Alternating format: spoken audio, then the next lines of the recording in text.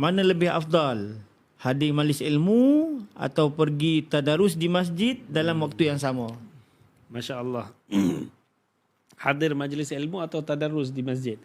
Taib, di situ ada satu pendekatan yang ulama kita datangkan dari mereka mengeluarkan pemahaman daripada amalan baginda Rasulullah SAW bahawasanya majlis ilmu, okey, majlis ilmu di dalam bulan Ramadan boleh ada, tetapi lebih baik diperbanyakkan ibadah, khususnya perkara yang mengait dengan Al-Quran. Bahkan kalau kita lihat di mana-mana pondok pun, di mana-mana madrasah institusi pun, banyak yang mereka kurangkan sedikit majlis ilmu dan memperbanyakkan ibadah. Ini bukan kerana mereka tak faham bahawasanya ilmu itu penting, tapi ini mengikut apakah praktik yang biasa dilakukan oleh baginda Rasulullah SAW. Apakah yang diperbanyakkan?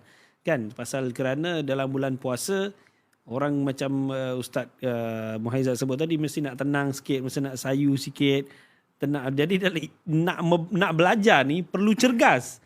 Tapi bulan Ramadan puasa, jadi kita punya fungsi pun ada sayu sedikit, ada kurang sesuai untuk amalan menuntut ilmu. Walau bagaimanapun kita tidak menafikan bahawasanya boleh juga diadakan kelas-kelas tertentu. Contohnya apabila kita di Hadramaut, satu hari ada 5-6 kelas, kan? Tetapi apabila Ramadan ada 1 kelas, maksimum pun 2 kelas. Itu pun perkara yang tak ada mengait dengan silibus sekolah. Tetapi ini berbeza dengan kita. Kita, Masya Allah, bulan-bulan lain tak belajar, bulan Ramadan nak 1 kelas. Itu mungkin tak ada masalah kot. Hanya 1 kelas kan. Tetapi yang kita katakan tadi adalah contoh yang dilakukan oleh ulama. Maknanya kalau nak belajar pun boleh 1 kelas 1 hari, dan biasanya kalau masyarakat kita mungkin itu yang paling banyak pun mereka boleh buat. Tetapi lebih fokus kepada ibadah, iaitu kalau tadarus, kan, jangan lepaskan tadarus kerana nak khatam Quran.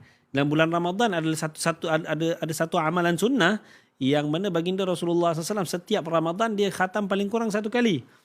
Kecuali pada akhir hidupnya, akhir Ramadan yang baginda Rasulullah SAW jumpa, Jibril menyuruh Rasulullah khatam 2 kali. Dan Rasulullah katakan bahawasanya tidaklah aku lihat Ramadan ini melainkan Ramadan yang terakhir aku jumpa. Kan? Jadi kalau dia nak bandingkan terus belajar ilmu versus Quran, tadarus, mana lebih baik? Dia tak boleh macam tu sangat sebenarnya. Kerana ini ada kelebihannya dan ini juga ada kelebihannya. Tetapi penekanan pada tadarus tu memang ada dekat situ. Maknanya adjust lah belajar ilmu tu pada waktu lain. Dan ini juga penting kepada penganjur-penganjur. Penganjur ni yang kena main peranan. Bagaimana nak letakkan pengajian ilmu itu tidak bercanggah dengan tadarus. Kerana ada penekanan tadarus penting dekat situ. Mungkin penganjur boleh anjurkan tadarus. Ya. Ganti dulu. Tak payah hadirkan majlis ilmu, tapi kita buat tadarus Al-Quran. Ataupun 10 minit selepas tadarus majlis ilmu. 10-15 minit. Daurah Ramadan. Maknanya dipendekkan waktunya contohnya. Baik. Jadi ini perlu kepada kebijaksanaan lah. Ya, dan saya yakin ini semangat sebenarnya. Semangat nak berada di madrasah Ramadan. Betul. Jadi kalau kita ambil apa yang Ustaz Muhaizat sebut daripada awal tadi, jangan fikirlah soal riak, betul Ustaz? Kita beramal je. Kadang-kadang kita pun akan rasa, asal aku macam alim sangat bulan ni. Sendiri rasa.